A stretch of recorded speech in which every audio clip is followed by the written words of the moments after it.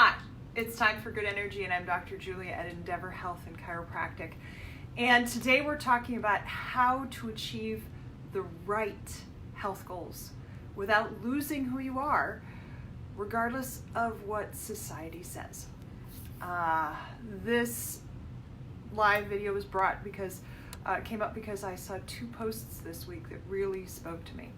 One of them was by a good friend of mine, nutritionist Corey Schuler, who wrote orthorexia, orthosomnia, and exercise addiction. We aren't even safe from healthy habits anymore. Orthorexia is the obsession with eating healthy foods at all times, and that you can't eat if you don't have healthy foods around you at all times.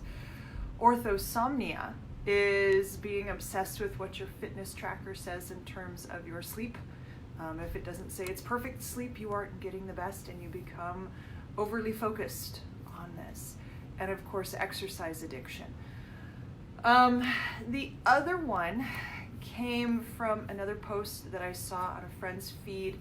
It was a New York Times video. I'm going to post it in a link with this video. It was entitled, "I was the fastest girl in America until I joined Nike." And it's an op-ed piece by Mary Kane. Mary Kane was one of the fastest female runners when she was 17. She was brought into the Nike training establishment.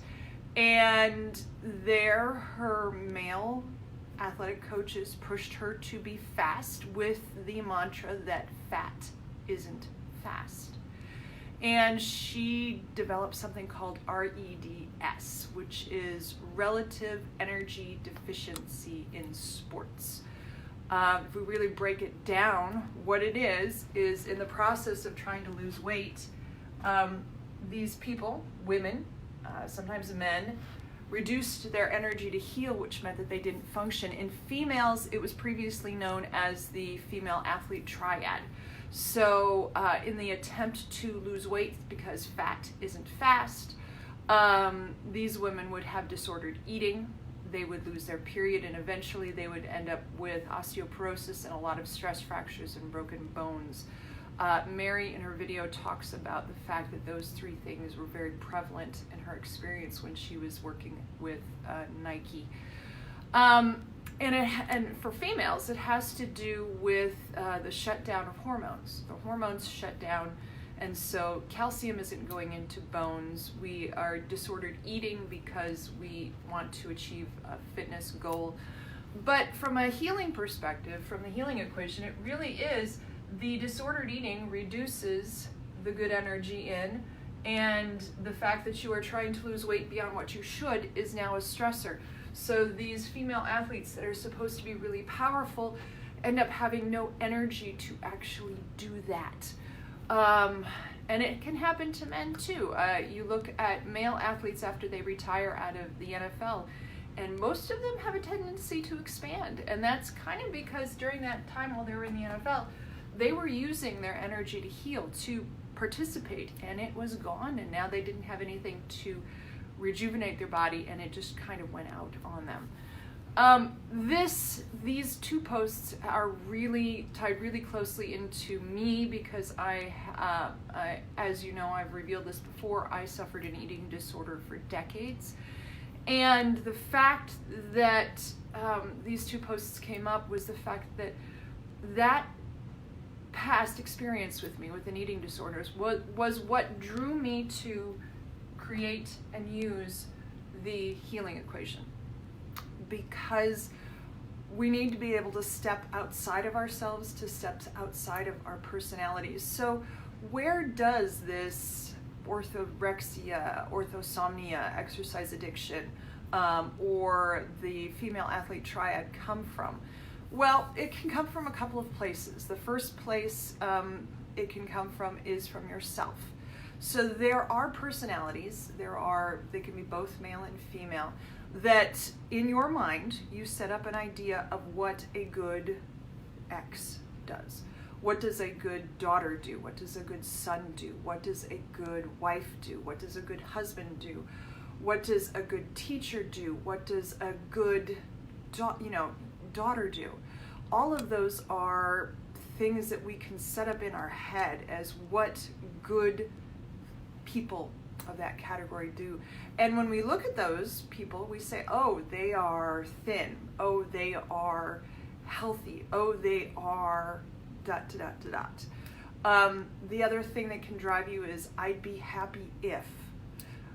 Or you look at somebody who has everything together, at least what you see on the outside, and they are happy when they are skinny and beautiful and fast and wealthy and all of these things.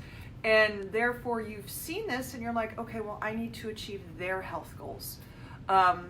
There was another post that kind of just floated through my head right now about personalities, TV personalities, actresses and actresses being lauded for their weight loss after a baby, or being lauded for their maintaining their health fitness in their 50s and 60s. And these are people that have dedicated time to do that. They don't have other lives. So their dedication to their craft is, they need to dedicate your energy to their craft, and they don't dedicate it anywhere else. Whereas a lot of us have things that we have to do. Our job is not to act. Our job is to do other things. So that idea about where does a good health goal come from? A health goal can come from yourself.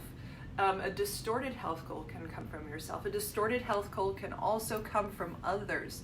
So in the case of Mary Kane, she had coaches that were actively pushing her to lose weight because fat isn't fast. It can also be pushed on others in a very subtle way, and that still ties into your mind. The person who's listening to this stuff, if it's a male coach or a father or a female coach or a mother who says, if you don't look like, or if you don't have this, you will not be successful. People won't like you. And those are very damaging, especially for certain types of people. So how do you protect yourself?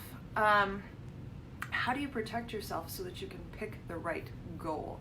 Well, this kind of ties in with what I was just talking about. When I taught at psychology, I had a male colleague tell me that, of course we know that fashion magazines aren't reality. We know that. Do we? Clearly not, because there's a whole bunch of young ladies and young men running around trying to look like models. And in the thought that they always look happy, they are always having fun. So therefore this ideal image, body image, is something that I need to perpetuate. To tell you the truth, when I was about 13, I had a subscription to Young Miss, and I had a manila folder, just a little file folder, that I had ripped out pictures of really good, skinny looking women and went, this is what I want to be like. This is what I want to be like. They look happy. They look great. Obviously, this is what I want to be. And even worse was when Terminator 2 came out and Linda Hamilton had those biceps from hell. I was like, that is what I need to be. And so I had taken from society, I had taken from my environment and created, this is what a happy person is. A happy person is skinny and muscular and ripped, and they have lots of fun, they have boyfriends, they have success. And I'm tripping on this. This is something I'm passionate about. So how do we switch ourselves from that? Well, part of it becomes by thinking about where we become motivated from. So there are some of us who are motivated from the fact that in order to succeed, be happy, be successful, have a boyfriend, have a good family, we need to be like somebody else. We need to be the best daughter, wife, mother, churchgoer, whatever. And all of that ties into how we govern ourselves. And that can get us into a motivational crisis where we pick the wrong health goal. Other people can pick the wrong health goal because they've been challenged. I went to a class with a very well-known chiropractic educator who took on the challenge of becoming vegan. And his body became worse and worse and worse, and he wasn't able to give it up because it was a challenge.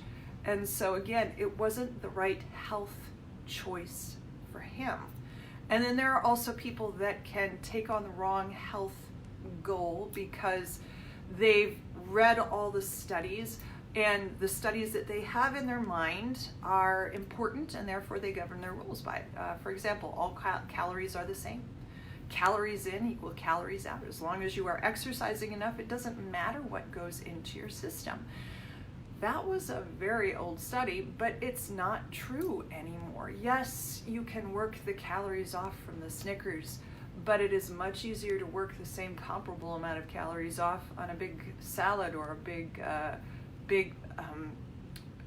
was going to say steak and vegetables, because they have different good energy in versus the Snickers, which has stressors. So you have to take a look at what kind of personality you are. How are you motivated? And then if you know how you're motivated, then you can kind of step back and say, well, let's start looking at that little voice in our head. When you take on that irrational health goal, are you balanced? Are you happy? What are you trying to accomplish here? And so if your goal is to get down to 116 pounds and you're 5'6", that's not a rational thing to do. Especially if you find yourself every once in a while passing out because of low blood sugar.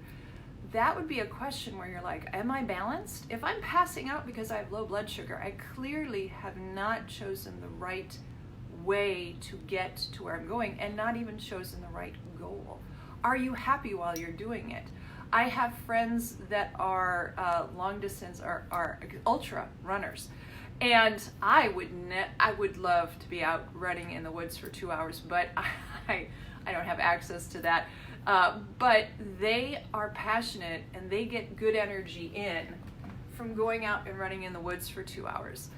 And they do that daily. So are they happy? They're happy with exercising for 2 hours a day. Would I be happy with exercising for 2 hours a day? No. So I'm not going to choose that path where I am over 40 and I am supposed to exercise for an hour every day to maintain my fitness. I'm not happy with that. So I'm going to do other things to get good energy in. I'm going to do other things to balance my stressors. Because one of the things you need to ask yourself when you are trying to achieve a health goal is, are you balanced? Are you happy? What is your goal here? What are you trying to do? The cool thing is that the healing equation template actually allows us to really pay attention to those. So if we think about Mary Kane and the fact that her coaches were telling her that fat isn't fast, and she was starting to break bones, and she broke 5 bones. She was starting to get slower. She was starting to feel miserable. Had somebody stepped in and said, hey, let's think about the healing equation. If you want to have energy to run as fast as you possibly can, you've got to have good energy in. You can't deny yourself food. And you definitely can't have somebody breathing down your throat telling you that fat isn't fast. So in her case, she has started to become successful at what she does because she stepped out of that toxic environment. She stepped away from people saying that, no, you have to be really, really thin to run fast. And she got her period back, her bones stopped breaking, she actually became a healthy person. So what you can do with the healing equation is you can pay attention to the little things. Do you have gurgles or discomforts? Are you getting a little lightheaded in the afternoon because you're trying to restrict your calories too much? Then it's not the right path. Maybe it's not the right goal. And remember, your goals change. So what you could do when you were 20 is not the same thing that you can do now that you're 45 and a mom of 3. You have to look at those goals, and you have to look at your health in terms of the whole thing. You're getting good energy in from snuggling those babies or going to football games and going to volleyball games. You don't need the added stressor of somebody breathing down your throat in the media saying you are over 40, you have to exercise for an hour every day. That's a stressor. So stop and look at where you're happy. Where is where are you, what are you trying to do, and where is your best state of health? I have written this a couple of places, but it was an amazing quote I heard Deepak Chopra say, that in simplicity, lightheartedness, and love, healing occurs. Simplicity, the simple things, good energy and minus stressors. Lightheartedness, we're all gonna drop the ball. It's gonna happen. It's gonna happen. But to laugh at yourself and pick it back up again and keep going, that's the lightheartedness. And of course, love. You gotta love yourself. If you're trying to achieve a health goal, it should be out of love. What that health goal is driven by love. Where you want to go is driven by love. So look at where you are. Use the healing equation to start out with a plan. If it's not the right plan, if you notice that things are a little grumpy, then adjust it and love yourself. Be lighthearted about it. Be simple about it. So, again, sorry to go on a little bit. It's something I'm very passionate about. I don't like to see women and men get pulled into poor choices for healing, or poor choices for health goals. And I like the healing equation because it is simple. It allows you to step back and reevaluate and make choices and adjust your choices for where you are and what you need to do. All right. So if you liked this, please go ahead and like the link. I'm going to post that video about Mary Kane in the comments. I'm also going to post the link to the healing equation template.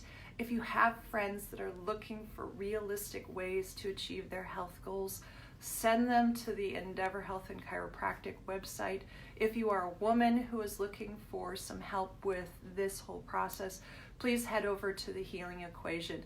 And I am working with women, and we are working together as a community to get us where we need to be to heal ourselves. All right, until next week, take care. Have a great weekend.